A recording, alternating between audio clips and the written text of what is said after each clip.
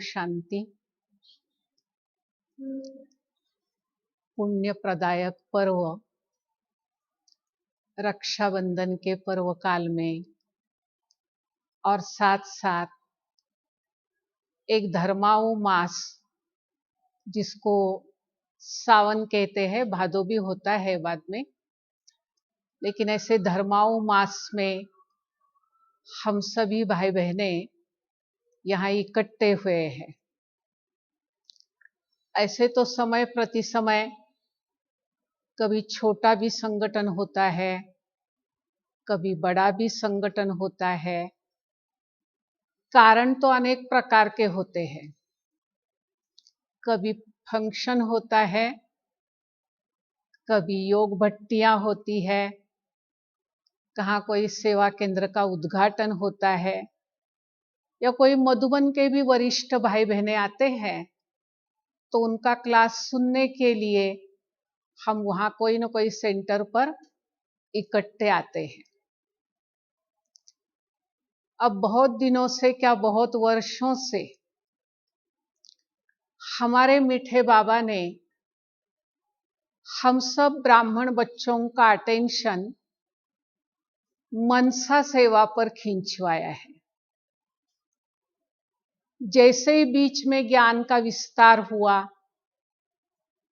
तो ज्ञान का विस्तार होते हुए भी बाबा बीच बीच में भविष्य के अनेक इशारे, अनेक पूर्व सूचनाएं बाबा पहले से ही देते रहे हैं। लेकिन कभी कोई प्रैक्टिकल नजारा सामने देखते हैं तो बाबा के वो सेंटेंस, वो महावाक्य बार बार बुद्धि में रिवाइज होते हैं और खुद की अंतरात्मा रियलाइज करती है बाबा ने कितने वर्ष पूर्व हमें कई बातों के इशारे दिए हैं। चाहे वो तीव्र पुरुषार्थ के लिए, चाहे वो परिवर्तन के लिए, चाहे सेवाओं की गतिविधियां बदलने के लिए, लेकिन हर प्रकार के इशारे दाता ने कोई इशारे देने में भी कमी नहीं रखी है। और अगर कोई भी आत्मा को भविष्य की सूचनाएं मिलती है तो अंदर से फिर से एक बार वो जागृत होता है। एक होता है सुनना, दूसरा होता है उसको दिल से स्वीकार करना, और तीसरा होता है उसी के अनुसार अपनी जीवन पद्धति, जीवन प्रणाली बनाना। क्योंकि बाबा हमेशा मुरली में कहते थे,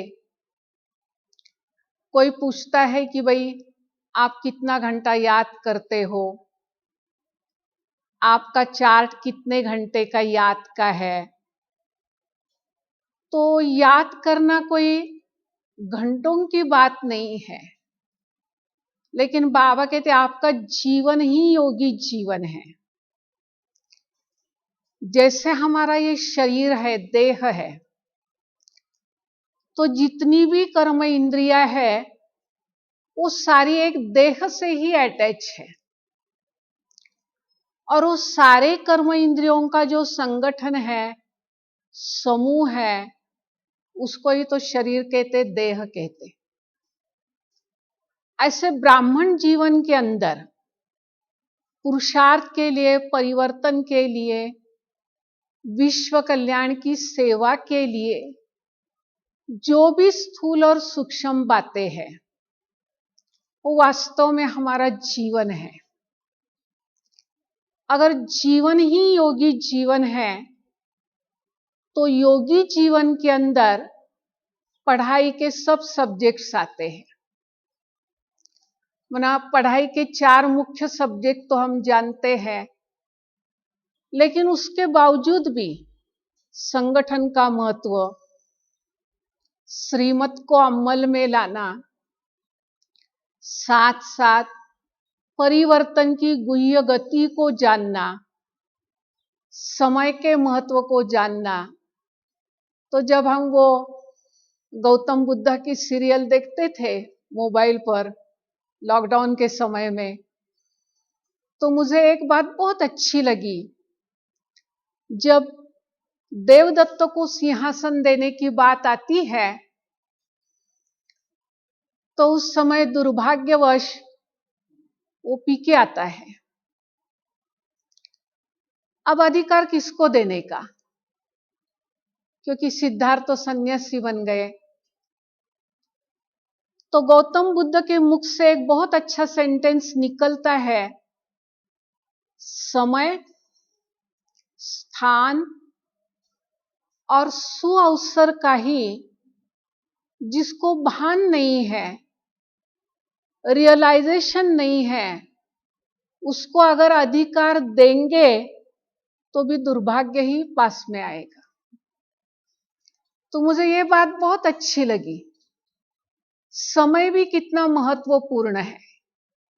संगम युग का तो समय महत्वपूर्ण है ही, लेकिन ये जो बीच में हम प्रकृति का खेल देख रहे हैं, जो प्रकृति का नाटक के अंदर भी एक छोटा नाटक देख रहे हैं, तो वो भी समय कितना महत्वपूर्ण है, जो हमें अंतर्मुखता की गुफा में बैठने का सूक्ष्म इशारा देता है। वाणी की सेवा तो थी नहीं, साथ साथ जो स्थान है, मतलब जो भी उस समय जहां भी बैठा है, क्योंकि बड़ी वंडरफुल बात हो गई। जैसे हमारे क्लास की एक चंदा शर्मा नाम की बहन है, तो उसकी बहू 2 दिन के लिए ससुराल गई 2 दिन के लिए, और ये कर्फ्यू लगा, लॉकडाउन हो गया, तो आज तक बैठी थी। तो मैंने कहा देखो स्थान की भी कितनी बात है। जो भी जिस स्थान पर उस समय या आज तक बैठा हुआ है, चाहे उसकी वो शारीरिक बैठक है, चाहे उसकी वो बुद्धि की बैठक है, चाहे वो मानसिक रूप से वहां बैठा हुआ है, लेकिन उस स्थान का भी महत्व है। क्योंकि ये तो बात सोचेंगे नहीं कि लॉकडाउन के कारण यहां बैठना पड़ा है, फिर हम उस स्थान पर जाएंगे तो तपस्या करेंगे, तो पुरुषार्थ करेंगे, तो मुझे अच्छा एकांत मिलेगा। नहीं, ये बात भी नहीं। जो जिस समय जहां भी बैठा और ये समय निकल आया, तो वो भी बहुत कल्याणकारी और सुअवसर तो बाबा ने दिया ही है। संगम का हर क्षण, हर पल वो हमारे लिए सुअवसर ही है, क्योंकि हम सबके ऊपर बाबा कहते बृहस्पति की दशा है। तो जो नाग पंचमी होती ना इसी मास में, तो जो बहनें, माता बहनें हैं, घर में एक चित्र लगाती है, तो उसमें एक बृहस्पति ब्राह्मण को दिखाते हैं, और उस बृहस्पति का उस दिन चित्र लगाकर भी सही पूजन करते हैं। अब लोगों ने ये तो इसका अर्थ नहीं जाना। बृहस्पति का पूजन हम करते हैं, लेकिन बृहस्पति शिव बाबा ने हमें पुजारी से पूज्य बनाया, तो पहले उसका पूजन किया, जिसने हमें पुजारी से पूज्य बनाया, तो इतना हमें सुअवसर भी मिल गया। दूसरी बात मुझे महाभारत की याद आई। उन्होंने सेंटेंस बहुत कॉमन रूप में कह दिया। जब 5 पांडव माना वनवास में जाते हैं, जंगल में जाते हैं, अब जंगल में कोई प्रबंध नहीं, न खाने का, न सोने का, न वस्तु चीजों का, न किसी का साथ, न किसी का गाइडेंस, कोई भी पिक्चर सामने क्लियर नहीं, बस हमें वनवास में रहना है, इतनी बात बुद्धि में। लेकिन सबसे पहले वहां श्री कृष्ण पहुंचते हैं। 5 पांडव और द्रौपदी से मिलने के लिए सबसे पहले, जैसे उनको मालूम पड़ता है तो रथ में बैठकर उनसे मिलने के लिए पहुंचते हैं। तो 5 पांडव और द्रौपदी वहां खड़े होते हैं, लेकिन उसमें भी 5 में भी विशेष मित्र सखा वो तो अर्जुन होता है, पार्थ होता है। तो मुझे वो बात इतनी अच्छी लगी, जैसे उसने अर्जुन के तरफ देखा तो बोला, हे पार्थ, विधि ने तुमको ये समय वरदान के रूप में दिया है। देखो सेकंड में क्या हुआ, विचारधारा, विचार प्रणाली बदल दी। माने ये नहीं हम वनवास में हैं और हम इतनी बातों में हार गए, इसके कारण हमें ये भुगतना पड़ा है। वो सारी जो विचारधारा थी सेकंड में एक सेंटेंस में बदल दी। उन्होंने बोला, हे पार्थ, विधि ने तुमको ये समय वरदान के रूप में दिया है, और सेकंड सेंटेंस बोला, ये तुम्हें तपस्या के लिए दिया गया है। अब तुमको तपस्या करनी है, और ऐसी तपस्या करनी है जो इंद्रदेव प्रसन्न हो जाए और उनके सारे अस्त्र शस्त्र तुमको तपस्या के फल प्राप्ति में प्राप्त हो जाए। तो मुझे सचमुच वो बात याद आती थी। चाहे प्रकृति कहो, ड्रामा कहो, विधि विधाता कहो, या सिर्फ नियति कहो, हमें ये तपस्या के लिए बढ़िया चांस मिला। तो जैसे बढ़िया चांस मिला, उसके अंदर कर्मणा सेवा भी होती थी, कारोबार के अंदर कोई फोन पर भी बातें होती थी, लेकिन विशेष जो अटेंशन रहता था वो याद की यात्रा पर रहता था। जैसे टाइम मिलता था, बाबा के कमरे में जाकर, या जहां भी बैठे, अपने कमरे में भी बैठे हैं, लेकिन विशेष करके स्वमान में स्थित होकर, आज तक जो बाबा ने इशारे दिए, और आज तक हम कहते थे मनसा बहुत सूक्ष्म है लेकिन सबसे पावरफुल भी है, और वैसे भी कहते जो सबसे सूक्ष्म चीज होती है वो सबसे पावरफुल होती है, लेकिन उसके अंदर कितनी पावर्स है उसका अंदाजा नहीं आता था। सूक्ष्म है, पावरफुल है, लेकिन कितनी अनंत शक्तियां उस एक मन बुद्धि के अंदर पहले से ही मर्ज रूप में है, उसका कोई अंदाजा नहीं था। लेकिन जैसे वो मनसा सेवा पर ध्यान दिया, मनसा पर अटेंशन दिया, अपनी मनसा का अवलोकन किया कि दिन भर के अंदर वो मन कहां कहां जाता है, अभी तक उसकी आसक्ति कहां है, अभी तक उसके अंदर कोई सूक्ष्म इच्छा है, वो मन किसका रूप देखना चाहता है। क्योंकि कहते भी है ना, मन तेरा दर्पण और मन ही ईश्वर, मन ही साथी, ऐसा गीत भी है ना। तो मन के अंदर कितनी अनंत शक्तियां हैं, उस शक्तियों को रियलाइज करने के लिए जैसे बाबा ने, और ये लॉकडाउन में हमको समय मिला, तो जितना जितना अंदर में जाते थे, क्योंकि बाबा ने तो कहा मन संकल्प शक्ति है, तो वो संकल्प शक्ति भी क्या चीज है। माना ये तो हम कहते हैं भाई अच्छे संकल्प करने हैं, श्रेष्ठ संकल्प करने हैं, व्यर्थ तो क्या साधारण संकल्प भी नहीं करने हैं। तो साधारण संकल्पों में हमारी मन की शक्तियां कितनी विस्तारित हुई है। कहते ये भी चाहिए, ये भी होना चाहिए, ये जरूरी है, लेकिन अब इन संकल्पों से भी परे, तो वो हमारा मन क्या क्या चाहता है,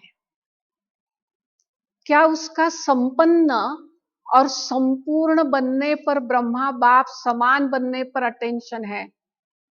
तो ब्रह्मा बाबा की सारी जीवन कहानी, मातेश्वरी की सारी जीवन कहानी वो मनसा सेवा के कारण याद आती थी।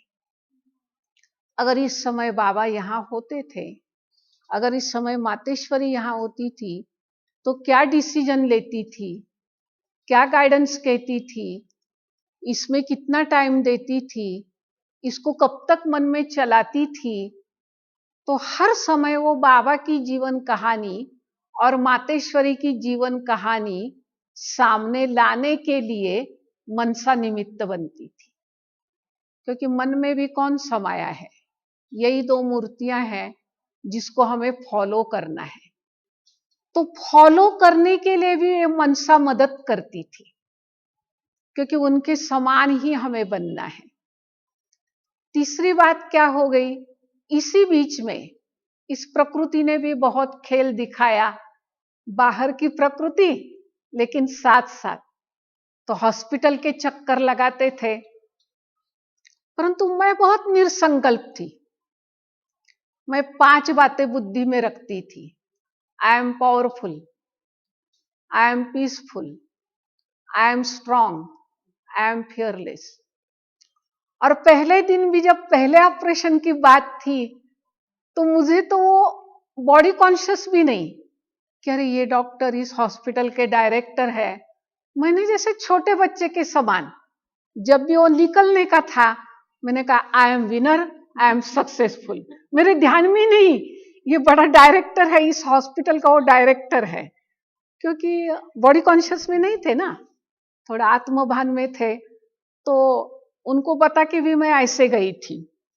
और दूसरी बात क्या हो गई, पहले तो मुझे मालूम नहीं था, शायद बहन जी को मालूम था, कि हमारे रूम के बगल में ही ऑपरेशन थिएटर है। पहले दिन मुझे इतना मालूम नहीं था, तो थोड़ा वॉकिंग करते थे, क्योंकि 7 बजे के बाद लोगों का आना जाना, सिस्टर बीपी चेक करना, ब्लड चेक करना, आपका स्वास्थ्य ठीक है, वो सारा 7 बजे के बाद ही कारोबार होती थी। तो 7 बजे तक तो साइलेंस रहती थी, तो थोड़ा वॉकिंग भी करते थे, कभी सीढ़ी उतर के, और किसी का ध्यान नहीं रहता था, तो ये होता था, वॉकिंग करना होता था। तो जैसे ही मालूम पड़ा कि अपने रूम के बगल में ऑपरेशन थिएटर है, तो उसके सामने खड़ी रहती थी और कहती थी, देखो दुख करता सुख करता परमात्मा सृष्टि पर आए हैं, मैं मास्टर दुख करता सुख करता हूं, उसके साथ ही बातें करती थी। तो तुम्हारा नाम भले ऑपरेशन थिएटर है, लेकिन कोई भी अंदर जाएगा तुमको दुख नहीं देना है, मेरे तो दुख की बात ही नहीं है। ऐसे उसके साथ ऑपरेशन थिएटर के साथ ही बात करती थी और कहती थी, तुमको किसी को दुख नहीं देना है, दुख की कोई बात नहीं है, तुमको भी यहाँ जो हर एक आएगा अंदर में तुमको सुख ही देना है। तो उसके साथ बातें करती थी, चक्कर लगाती थी। और जो भी हर एक आता था, विशेष तो मना बहन जी कहती थी थोड़ा ऑपरेशन बड़ा है, क्रिटिकल है, तो ऐसा तो कोई भय नहीं था, डर नहीं था अंदर में, लेकिन अशरीरी स्थिति का अभ्यास करती थी कि कैसे देह से न्यारी मैं स्वतंत्र आत्मा हूं, कोई भी बंधन के वश नहीं हूं, मैं मालिक हूं, मैं अथॉरिटी हूं, मैं शरीर के अंदर सत्ता सम्राट हूं। सम्राट की कौन नहीं सुनता है, सत्ताधीश की कौन नहीं मानता है। तो भिन्न भिन्न प्रकार की मन के अंदर ही कमेंट्री लेके विचार करके देह से न्यारी मैं कैसी आत्मा हूं। तो जिस दिन पहले दिन लेके गए, वो तो बहुत हंसी की बात, मुझे अच्छी तरह से स्ट्रेचर पर बिठाया है, लेकिन जो वो भूल देता है ना, अनकॉन्शियस करता है, वो बहुत देरी से आया, तो मुझे तो बड़े हंसी आई। तब तक मैंने क्या किया, वो जो मेन डॉक्टर था ऑपरेशन करने वाला महेंद्रे, फिर उसको मैं परिचय देती रही, मैं कौन हूं आप कौन है, उसको परिचय देते रही। शायद वो शिवानी सिस्टर के सुनता है, लेक्चर सुनता है, तो फिर वो बाद में आया, फिर अनकॉन्शियस किया। तो मैंने उसके अंदर 3 दृश्य देखे, अनकॉन्शियस करने के बाद भी 3 दृश्य देखे। तो एक तो मैंने देखा, बहुत बड़ा मैदान है और बहुत भाई लोग आए हैं, सब भाई लाइन में बैठे हैं, और अच्छे सफेद ड्रेस पहन के ठीक रीति से बाल बिल बना के सब मैदान में सब भाई बैठे हैं। और शायद वो सुनने की इच्छुक है, लेकिन हम कोई भी बहनें संदल पर नहीं बैठी है उनके सामने, लेकिन वो बहुत सुनने की इच्छुक है।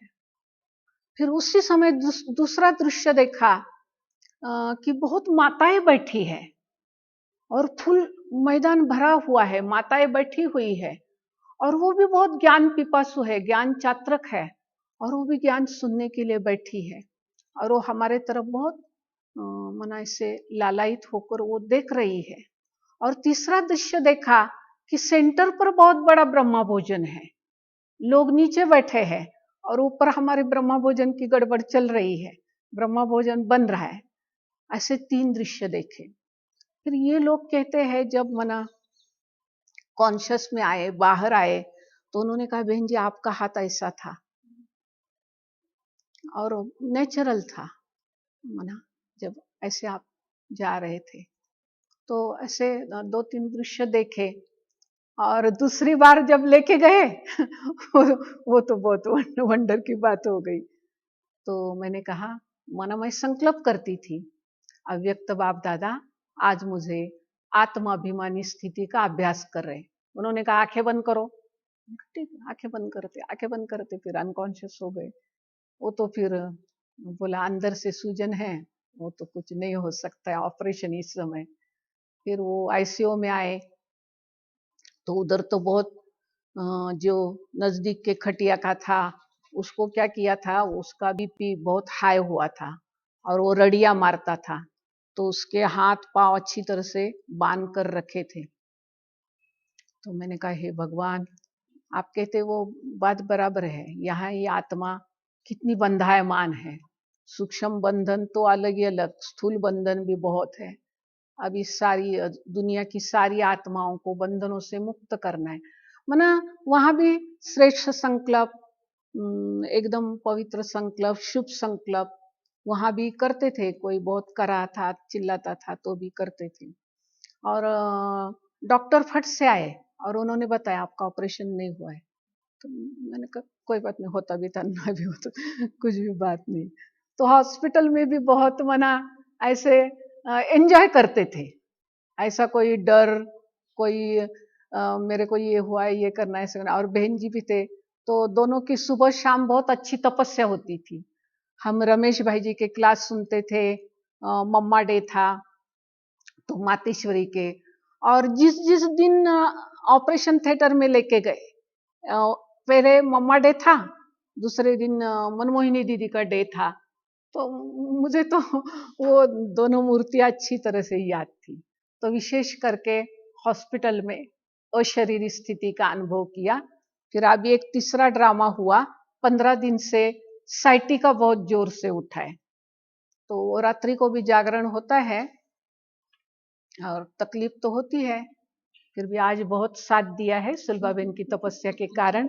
आज सुबह से नहीं, गाड़ी में बैठने के समय भी तकलीफ हुई है ना चंदू भाई, क्योंकि जैसे ही पाव डाल रही थी नस खींच गई। मैंने कहा हे भगवान उधर जाके ऐसा कोई दृश्य नहीं दिखलाना, परंतु मना उनकी वो शुभ भावना में बल होता है ना, भावनाओं में भी बहुत बल होता है, जैसे संकल्पों में बल होता है, कर्मों में बल होता है, तो हर एक बात में बल तो होता है। तो ऐसे फिर यहाँ तक पहुँच गए और बहन जी ने बहुत अच्छी रीति से प्रोग्राम रखा है, बहुत दिनों के बाद इकट्ठे भी हो गए ऐसे उद्घाटन पर। लेकिन उस समय इतना मिलजुल के रहना नहीं होता ना, हर एक को अपनी सेवा भी होती है, ड्यूटी भी होती है। सचिन भाई भी बीच में बीमार थे तो हम बहुत पूछताछ करते थे बहन जी के साथ। माना वहाँ हॉस्पिटल में थे भी, फिर भी कोई ब्राह्मण बच्चे बीमार होते थे, कुछ भी हुआ तो बहन जी समाचार बताती थी, तो वहां भी बैठे उनको योगदान देते थे। तो ये भी वो मेरे से हॉस्पिटल में मिलके गई आई थी और बात भी हुई थी। तो जो होता है बाबा कहते ड्रामा अनुसार होता है, पूर्व नियोजित ड्रामा है, अनादि है, होनी तो होनी ही होती है, तो कोई भी बात की चिंता नहीं। लेकिन बहन जी ने हमको बहुत मदद की, जैसे अर्चना बहन घर से मदद करती थी, तो बहन जी कहाँ भी मना रूम छोड़ के नहीं जाती थी, मैं फिर भी जाती थी थोड़ा। बहन जी बैठे रहते थे, मना उनका अभ्यास भी चलता था और साथ साथ डॉक्टरों को पूछ के भी आती थी आगे क्या करना है, कैसे है। तो संगठन होता है, परिवार होता है, अपने भाई बहने होते हैं, तो टाइम पर बहुत मदद भी मिलती। बाबा तो है ही, लेकिन साकार दुनिया में भी बहुत बहुत धन्यवाद बहन जी का और बाबा का। और यूं ही बहन जी का स्वास्थ्य बहुत अच्छा रहे और संगम परम बहन जी से कृपालना का अनुभव करते रहे, इन शुभ भावनाओं के साथ।